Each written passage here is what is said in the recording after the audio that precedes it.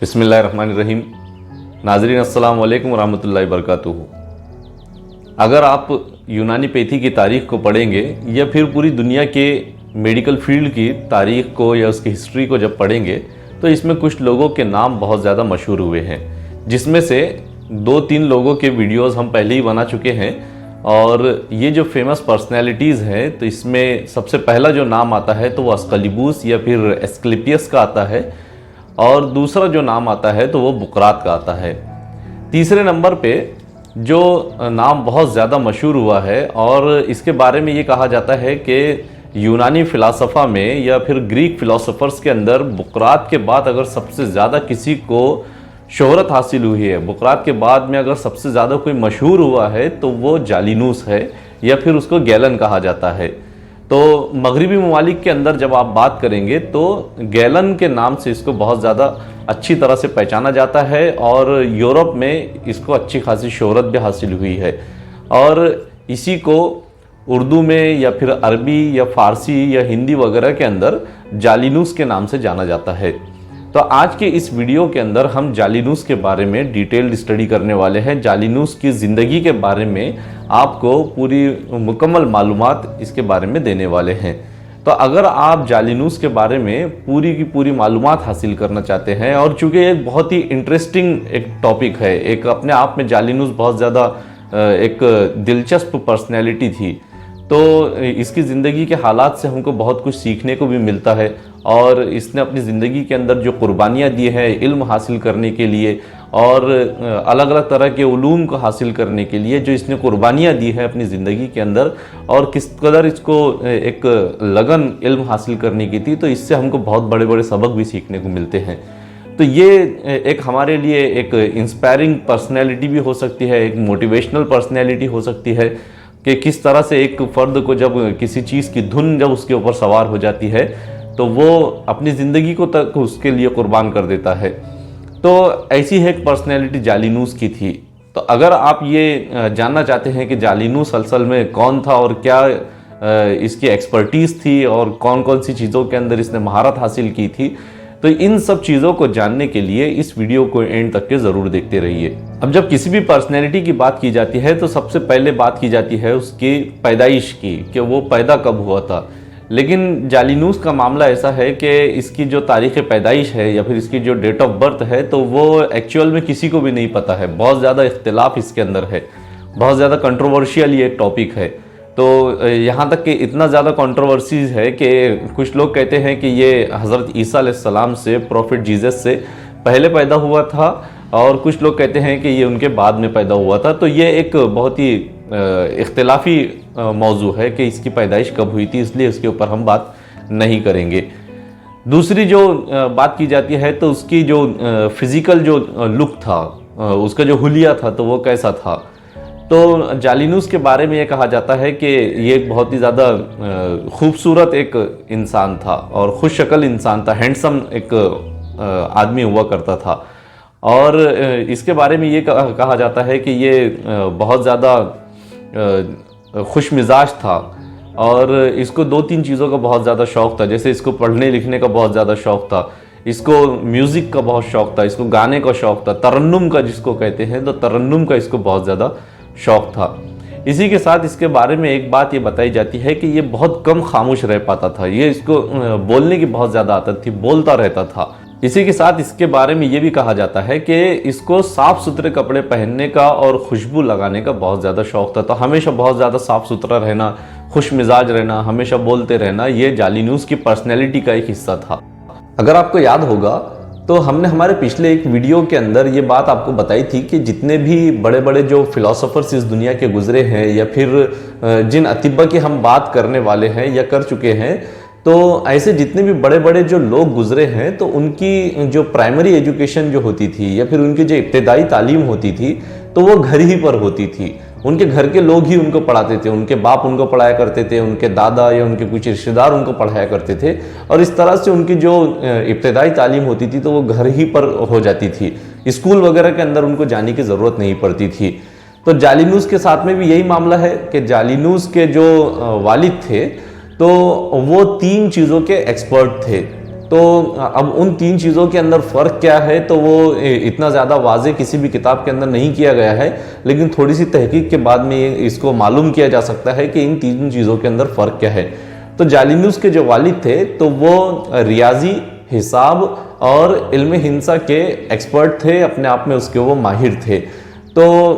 इन तीन चीज़ों के अंदर से दो चीज़ें ऐसी हैं कि जो कंफर्म हमको मालूम है कि ये किसको कहते हैं। तो रियाजी जो है तो वो मैथ को कहते हैं, और इल्म हिंसा के बारे में अभी कुछ दिन पहले हमारे एक दोस्त से जब हम डिस्कस कर रहे थे तो उन्होंने हमको बताया कि असल में इल्म हिंसा जो है तो वो इंजीनियरिंग को कहते हैं। अब आज के ज़माने के अंदर अगर हम बात करेंगे तो ये तीनों चीज़ों को हो सकता है कि सब लोग एक ही चीज़ समझे कि इसको सिर्फ मैथमेटिक्स का नाम दे दे, लेकिन ये तीनों चीज़ें अलग अलग होती है। और जो हिसाब है तो जहाँ तक कि हम इसको समझ पाए हैं तो ये स्टेटिस्टिक्स है। तो ये तीनों चीज़ें अपने आप में अलग अलग होती हैं, जुड़ी हुई होती हैं एक दूसरे से, लेकिन अलग अलग होती हैं। तो जालिनूस के जो वालिद थे तो वो इन तीन चीज़ों के एक्सपर्ट थे, रियाजी, हिसाब और इल्म हिंसा। तो जालिनूस ने 15 साल की उम्र तक के इन तीन चीज़ों की तालीम अपने वालिद से ही घर पर रहते हुए हासिल की थी, और 15 साल की उम्र तक के वो इन तीन जो उलूम है तो इनका एक्सपर्ट हो गया था। उसके बाद में फिर जालिनूस के वालिद की ये ख्वाहिश थी कि जालिनूस फिर मंतिक का इल्म हासिल करे, लॉजिक का इल्म हासिल करे। लेकिन फिर एक बड़े ख्वाब के तहत जालिनूस के वालिद का एक बहुत बड़ा ख्वाब था कि जालिनूस इस दुनिया का एक बहुत बड़ा तबीब बने, एक बहुत अच्छा डॉक्टर बने। तो फिर उन्होंने ये जो एजुकेशन थी जालिनूस की मंतिक की, तो उसको ड्रॉप कर दिया और फिर जालिनूस को ये हुक्म दिया कि अब तुम तिब की तालीम हासिल करो, अब तुम मेडिकल फील्ड के अंदर चले जाओ, मेडिकल फील्ड की तालीम हासिल करो। तो जालिनूस के बारे में ये बताया जाता है कि 17 साल की उम्र तक के, मतलब सिर्फ 2 साल के एक छोटे से अरसे के अंदर जालिनूस ने तिब की बहुत ज़्यादा तालीम हासिल की, एक लगन के साथ में तालीम हासिल की, और वो उसका फिर एक्सपर्ट हो गया था, उसके अंदर माहिर हो गया था। जालिनूस के बारे में एक चीज़ ये भी बताई जाती है कि इसको बचपन ही से पढ़ने लिखने का बहुत ज़्यादा शौक था। तो इसके बारे में किताबों के अंदर ये बात दर्ज है, किताबों में ये बात लिखी है कि ये जब स्कूल से घर वापस आता था तो स्कूल से घर वापस आते आते ही रास्ते में ही ये किताबें खोलकर पढ़ना शुरू कर देता था, और चलते फिरते में ये जो इसको होमवर्क वगैरह जो दिया जाता था, ये जो सबक इसको याद करने के लिए दिया जाता था, तो ये स्कूल से घर आते वक्त ही वो पूरा सबक याद कर लेता था, और वो उसका जो होमवर्क वगैरह जो होता था तो वो पूरा याद कर लिया करता था। इसी तरह से अब चूंकि ये जो उम्र होती है, या तो लड़कपन है या फिर नौजवानी है, तो ये खेलने कूदने की उम्र होती है। इंसान इसके अंदर बहुत ज़्यादा खेलने कूदने के अंदर उसको बहुत ज़्यादा शौक होता है। लेकिन जालिनूस का मामला इसके बिल्कुल अपोजिट था। तो जहाँ पर इसके जो साथी थे, जो इसके स्कूल के या कॉलेज वगैरह, जो उस वक्त मदरसे वगैरह जो भी होते होंगे, तो उसके जो साथी थे तो वो स्कूल से या मदरसे से वापस आने के बाद खेल कूद के अंदर अपना वक्त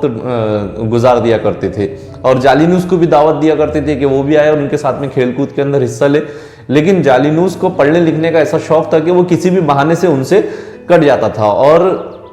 खेल कूद के अंदर उनके साथ में वो हिस्सा नहीं लेता था, बल्कि वो एक कोई भी कोना पकड़ लेता था, और जब उसके दूसरे साथी खेल कूद के अंदर मशगूल होते थे, उसके अंदर लगे हुए होते थे, तो ये एक कोने के अंदर बैठकर पढ़ाई किया करता था। तो उसका नतीजा ये हुआ कि 17 साल की उम्र तक के जालिनूस बहुत सारे उलूम के अंदर माहिर हो गया, उसका एक्सपर्ट हो गया।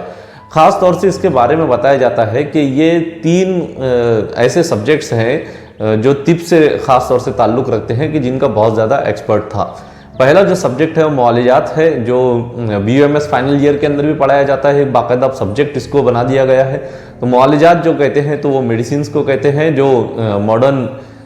सब्जेक्ट के तौर पर पढ़ाया जा सकता है। उसके अलावा ये तशरीहुल बदन का बहुत ज़्यादा माहिर था, जिसको एनाटॉमी कहा जाता है, और तीसरा अमल जराही या फिर सर्जरी का भी ये एक्सपर्ट था। इसके अलावा इसकी एक और ख़ास बात ये बताई जाती है कि जब तक कि ये किसी भी चीज़ के बारे में पूरी तहकीक नहीं कर लेता, तो जब इसको इसके उस्ताद कोई चीज़ बताते और उसके उस्ताद जब उसको कोई नई मालूमात देते, तो ये बहुत ज़्यादा उसके ऊपर तहकीक किया करता था, और जब तक कि ये एक यकीनी तहकीक उसके ऊपर नहीं कर लेता और जब तक कि उसको इत्मीनान नहीं हो जाता, तो उस वक्त तक कि ये किसी भी चीज़ के ऊपर यकीन नहीं करता था। फिर इसके साथ में इसके बारे में ये भी चीज़ बताई जाती है कि इसको पढ़ने लिखने का जो शौक़ था तो वो इस कदर ज़्यादा था कि इसने बहुत सारे अलग अलग ममालिक और दुनिया के अलग अलग हिस्सों का इसने सफ़र सिर्फ़ और सिर्फ इसलिए किया था कि इसको अलग अलग उलूम हासिल करने थे। तो इसके बारे में बताया जाता है कि ये मिस्र गया और मिस्र के अंदर एक लंबा अरसा इसने अपनी ज़िंदगी का सिर्फ़ और सिर्फ जड़ी बूटियों की तलाश में और उनके बारे में मालूमात हासिल करने के अंदर इसने गुजार दिया। इसी तरह से जब इसके पास में ये जो ऊपर 3 उलूम हमने पहले बताए हैं, मुआलजात, सर्जरी और एनाटॉमी, तो इन 3 उलूम के अंदर जब ये एक्सपर्ट हो गया तो यूनान की ही एक तबीबा या जिसको गायनेकोलॉजिस्ट कह सकते हैं, तो उससे इसने फिर गायनेकोलॉजी की तालीम हासिल की थी, अमराज निस्वा के बारे में इसने तालीम हासिल की थी। इसके जो इल्मी सफ़र जितनी भी रहे हैं तो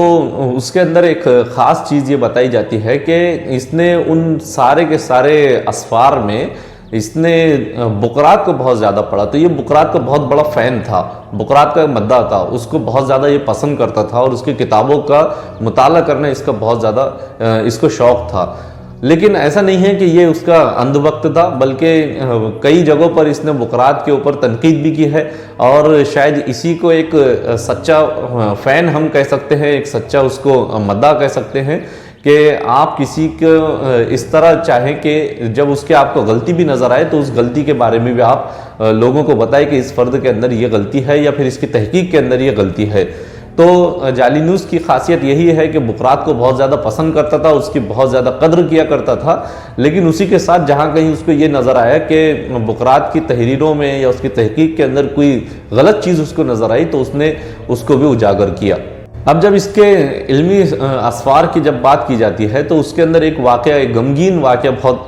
ज़्यादा मशहूर है। वो ये है कि इसने अपने पास में बहुत सारी अलग अलग किताबें जमा कर रखी थी जो पुराने हुक्मा की भी थी और फिर साथ ही साथ खुद इसकी अपनी लिखी हुई भी उसके अंदर बहुत सारी ऐसी किताबें थी कि जो इसकी लाइब्रेरी के अंदर मौजूद थी, जो भी इसकी लाइब्रेरी उस वक्त रही होगी। लेकिन एक हादसा ऐसा हुआ कि इसके घर के अंदर आग लग गई और उस आग के अंदर इसका घर भी तबाह हुआ और साथ में इसकी जो राइटिंग्स थी, इसके जो तसानीफ थी, इसकी जो अलग अलग जो किताबें थी जो उस वक्त कुछ कंप्लीट थी और कुछ इनकम्प्लीट भी थी, तो वो सारी की सारी किताबें जलकर पूरी तरह से खाक हो गई थी। तो इसका जो जिक्र है तो जालिनूस ने अपनी एक किताब है उसकी नफ़ीउल गम करके, तो उस किताब के अंदर बहुत दर्दनाक अंदाज के अंदर बहुत गम के साथ में उसने उसका जिक्र किया है कि इसका एक बहुत बड़ा सरमाया उस वक्त लुट गया था। तो खैर ये तो पूरी एक बातचीत इसके इल्मी असफ़ार के और उसके इल्मी कारनामों के ताल्लुक़ से हो गई। इसके अलावा एक चीज़ ये बताई जाती है कि अब चूँकि 17 साल की उम्र तक के इसने अलग अलग उलूम भी हासिल किए, लेकिन 20 साल की उम्र तक के ये हरफन मौला हो गया था। बहुत सारे अलग अलग उलूम के अंदर इसने एक्सपर्टीज़ हासिल कर ली थी। तो सिर्फ़ और सिर्फ 20 साल की उम्र के अंदर ये बहुत ज़्यादा माहिर हो गया था अलग अलग उलूम के अंदर। तो 20 साल एक बहुत छोटी उम्र होती है। अगर हम आज के ज़माने से उसको कंपेयर करें तो 20 साल की उम्र के अंदर तो हमारे जो आजकल के नौजवान हैं तो उनका खेलना कूदना ही ख़त्म नहीं होता। तो इससे हमको बहुत ज़्यादा सबक लेने की ज़रूरत है कि हमारे जो नौजवान हैं तो वो अपनी उम्र को किन कामों के अंदर लगा सकते हैं। और फिर इसकी ज़िंदगी का जो आखिरी इल्मी सफ़र था तो वो भी काफ़ी इंटरेस्टिंग था। तो ये कुछ जगहों से कुछ उलूम हासिल करके अपने घर को लौट रहा था और तकरीबन 88 साल की इसकी उम्र थी, 88 ईयर्स की इसकी उम्र थी उस वक्त। तो इतनी ज़्यादा उम्र के अंदर भी ये सफ़र करता रहता था। तो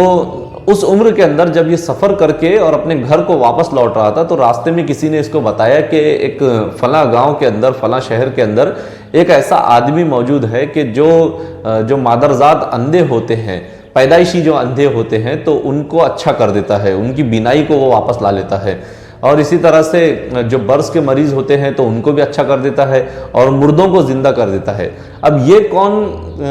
हस्ती थी जिसके बारे में ये सब बताया गया, तो इसका जिक्र किताबों के अंदर नहीं मिलता। हालांकि ये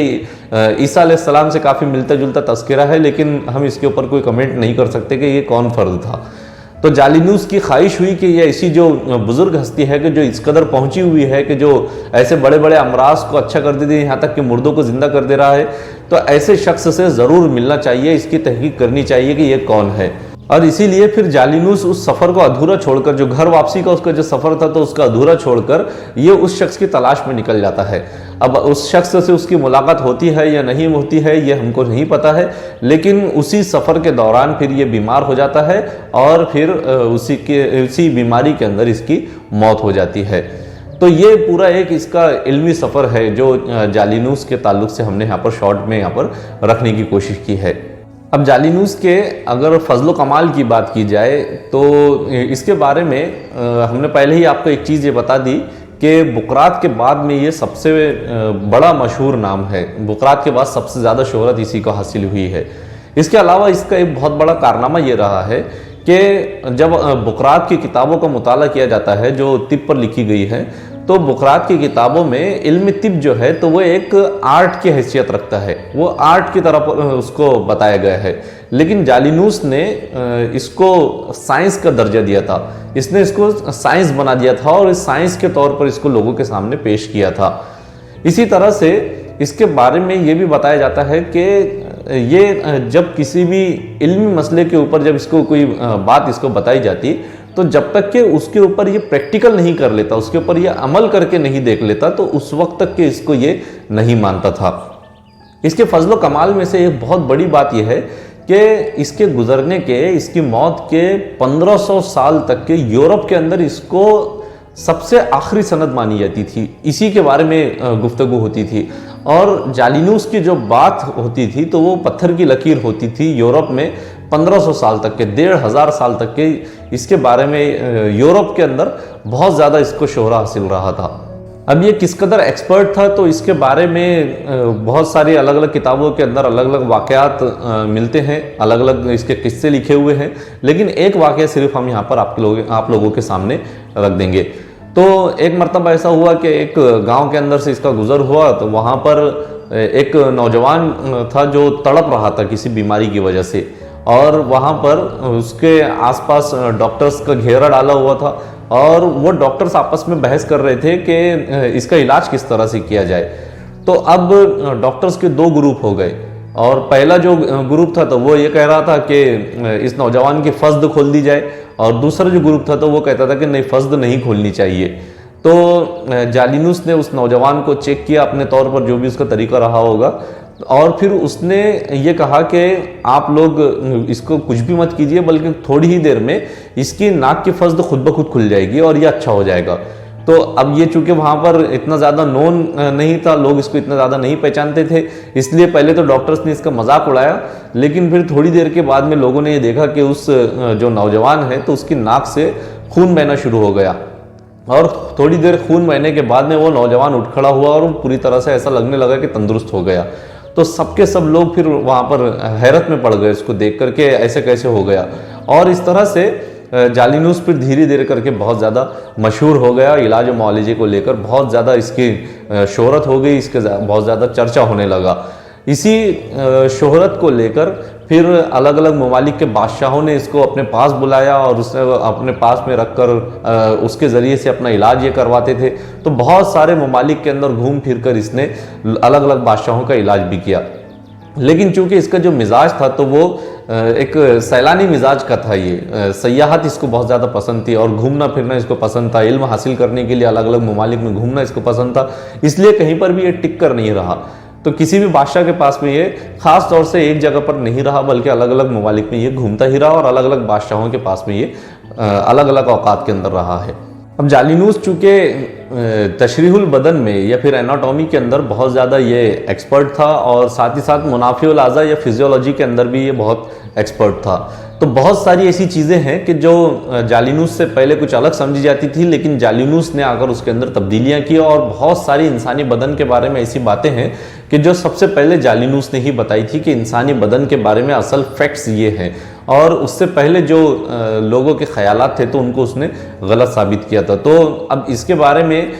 ये भी बताया जाता है कि इसने कुछ इंसानी लाशों के ऊपर डायसेक्शन भी किया था, लेकिन इसमें भी फिर से इख्तिलाफ है कि लोग कहते हैं कि नहीं, डायसेक्शन तो उसने नहीं किया था, अलबत्ता उसने एक स्टडी वगैरह की थी। लेकिन कुछ लोगों का कहना है कि डायसेक्शन किया था और 300 से ज़्यादा लाशों के ऊपर इसने प्रैक्टिकल करके ये सब चीज़ें दरियाफ्त की थी। तो जैसे सबसे पहली जो चीज़ इसने बताई थी वो ये है कि जो यूरेटर्स होते हैं, हालिबैन जिनको कहा जाता है, तो यूरेटर्स जो उरूक होते हैं तो उरूक से अलग होते हैं, शरियानों से और वरीदों से ये अलग चीज़ होती है, उनकी जो साख्त होती है तो वो अलग होती है। इसी तरह से इसने ये बताया था कि आसाब की जो शुरुआत है तो वो दिमाग से होती है, वो नुखा से होती है। आसाब की जो शुरुआत है तो दिमाग से होती है। इससे पहले के लोगों को ये चीज़ नहीं मालूम थी। फिर जालिनूस ही वो पहला शख्स था कि जिसने मेदी की तशरीह लोगों के सामने मुकम्मल तौर पर रखी थी, और इसने बताया था कि मेदी की जो अंदरूनी जो तय होती है तो उसके जो रेशे होते हैं तो वो लंबे होते हैं, और बैरूनी जो रेशे होते हैं तो वो गोल होते हैं, और जो तीसरी जो इसकी लेयर होती है, तीसरी इसकी जो तय होती है तो उसके जो रेशे होते हैं तो वो तिरछे होते हैं। इसके अलावा जालिनूस ने एक चीज़ ये भी बताई थी कि गर्दन के ऊपर अगर नुखा में तफर्रुक वाक़ हो जाता है, यानी स्पाइनल कॉर्ड अगर गर्दन के ऊपर टूट जाती है तो फिर उससे मौत वाक़ हो जाती है। जालिनूस की एक ख़ास बात ये भी है कि जालिनूस से पहले लोग ये समझते थे कि जो शरियानें जो होती है या फिर आर्टरीज़ जिनको कहा जाता है, तो आर्टरीज़ के बारे में लोगों का यह ख्याल था कि उनमें सिर्फ हवा होती है, उनके अंदर सिर्फ गैस भरी हुई होती है, ऑक्सीजन जिसको हम कह सकते हैं। लेकिन जालिनूस ने तशरीह के ज़रिए से या फिर डायसेक्शन के ज़रिए से ये बात लोगों को बताई थी कि इसके अंदर सिर्फ हवा नहीं होती, इसके अंदर सिर्फ गैस नहीं भरी होती है, बल्कि इसके अंदर हवा के साथ साथ कुछ लिक्विड भी होता है जिसको खून कहा जाता है। तो ये जालिनूस की ही खासियत है कि उसने सबसे पहले ये चीज़ भी बताई थी। जालिनूस ने एक और चीज़ ये बताई थी कि अगर उंगलियों के जो आसाब हिस्सिया जो होती हैं, जो सेंसरी नर्व्स जो होती हैं, तो अगर उनको कट कर दिया जाए तो फिर उंगलियां सर्दी और गर्मी का एहसास खो देती है, उंगलियां सर्दी और गर्मी को महसूस नहीं कर सकती। इससे पहले के लोगों को ये सब चीज़ें मालूम नहीं थी। फिर ये काम भी जालिनूस ही ने इस दुनिया के अंदर सबसे पहले किया था कि जो अमल तनफ़ुस जो होता है, जो रेस्पिरेटरी जो पूरा सिस्टम हमारा होता है, जो निज़ाम तनफ़ुस होता है, तो उसका तफसीली जायज़ा सबसे पहले जालिनूस ने ही लिया था। इसके अलावा जालिनूस ने एक और काम ये किया था कि मैदा जो होता है, स्टमक जो होता है, तो इसके बारे में लोगों को इससे पहले मालूमात इतनी ज़्यादा नहीं थी। लेकिन जालिनूस ने सबसे पहले ये बताया था कि मैदे के असल में 3 काम होते हैं। सबसे पहला इसका जो काम होता है तो वो ग़िज़ा को महफूज करना, उसको स्टोर करना। दूसरा इसका काम ग़िज़ा को डाइजेस्ट करना, हज़म करना। और तीसरा काम इसको जो छोटी आंत होती है तो छोटी आंत के अंदर मुंतकिल कर देना, उसको ट्रांसफ़र कर देना होता है। तो ये भी जालिनूस का ही कारनामा है, इससे पहले के लोगों को ये चीज़ मालूम नहीं थी। अब आइए देखते हैं कि जालिनूस के कुछ अक़वाल क्या थे। कुछ बहुत ही मशहूर इसके जो अक़वाल है, जो इसने कुछ अच्छी अच्छी बातें लोगों को बताई हैं, तो वो कौन सी हैं। इनमें सबसे पहला जो कौल इसका बहुत ज़्यादा मशहूर है वो ये है कि ऐसा बीमार के जो पेट भर कर खाना खाता है तो उस सेहतमंद इंसान से, उस तंदुरुस्त इंसान से ज़्यादा बेहतर है कि जो पेट भर खाना नहीं खा पाता या जिसको भूख नहीं लगती। इसी के साथ इसका एक और कौल ये भी है कि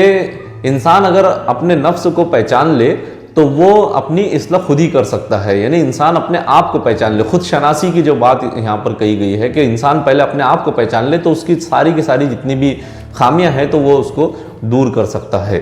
एक और बहुत ही अच्छी बात जालिनूस ने ये कही है कि जो शख्स अपने आप को दूसरों से अक्लमंद समझता है तो असल में वो खुद ही बेवकूफ़ होता है। तो अपने आप को दूसरों से ज़्यादा अक्लमंद समझना ये एक बहुत बड़ी बेवकूफ़ी है। जब जालिनूस से अखलाक के बारे में पूछा गया कि अखलाक असल में क्या होते हैं, चारों अखलाक के ताल्लुक से इससे पूछा गया, तो इसने एक बहुत ही इल्मी जवाब उसका दिया था और बहुत ही सोचने समझने वाला जवाब दिया था, जिसके ऊपर गौर व फिक्र हमको करना चाहिए। जो यूनानी फिजिशियंस है तो उन सभी को उसके ऊपर गौर करना चाहिए कि जालिनूस ने ये सब बातें क्यों कही थी। तो दम के या खून के बारे में इसने कहा था कि खून जो है तो वो एक ज़रख़रीद ग़ुलाम है और कभी कभी ग़ुलाम खुद अपने मालिक को मार डालता है। तो सोचने वाली बात है कि खून के अंदर ऐसी कौन सी चीज़ है कि जो इंसान की वो तो खिदमत करता ही है, इंसानी बदन की खिदमत भी करता है, लेकिन कभी कभी ये इंसान को मार भी डालता है। सफ़रा के बारे में जालिनूस ने ये कहा था कि सफ़रा एक तरोताज़ा बाग की रखवाली करने वाला और काट खाने वाला कुत्ता है। तो सफ़रा के बारे में उसने ये कहा था कि ये एक रखवाली कुत्ता है जो हरे भरे बाग की हिफाजत करता है। तो सफरा के ऊपर जब स्टडी करते हैं तो जब ये बात मालूम होती है कि हमारे बदन के अंदर जब कभी भी कोई बीमारी पैदा होती है तो सबसे पहले सफरा अपना काम करना शुरू करता है। तो यानी हमारा जो पूरा जिस्म है तो ये एक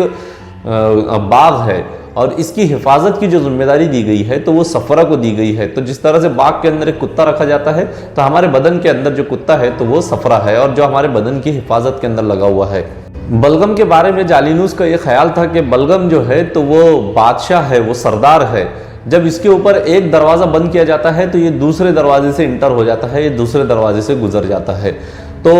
बलगम जो है तो हम ये भी जानते हैं कि पानी से बहुत ज़्यादा मुशाबे है और पानी के बारे में भी यही बात कही जाती है कि पानी के ऊपर जब आप एक रास्ता बंद करेंगे तो वो दूसरा रास्ता बना लेता है। तो बलगम की भी यही खास बात जालिनूस ने बताई है। और सबसे आखिरी में सौदा के बारे में जालिनूस का ये कहना था कि सौदा असल में एक सख्त ज़मीन है और जब इसके अंदर जुम्बिश होती है, जब इसके अंदर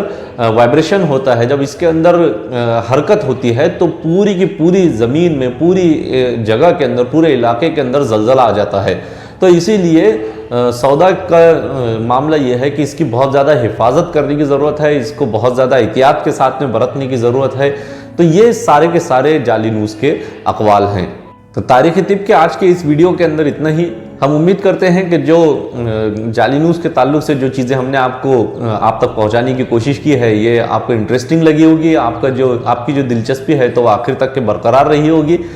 हम आपसे गुजारिश करते हैं कि अगर आपको ये वीडियोस पसंद आ रहे हैं तो हमारे इस चैनल को सब्सक्राइब ज़रूर करें और अपने दोस्तों तक के, अपने जान पहचान वालों तक के इस चैनल को ज़रूर पहुंचाएं ताकि उनको भी इन सब चीज़ों से फ़ायदा हासिल हो। अगले वीडियो के अंदर आपसे मुलाकात होगी। अस्सलाम वालेकुम रहमतुल्लाहि व बरकातुहू।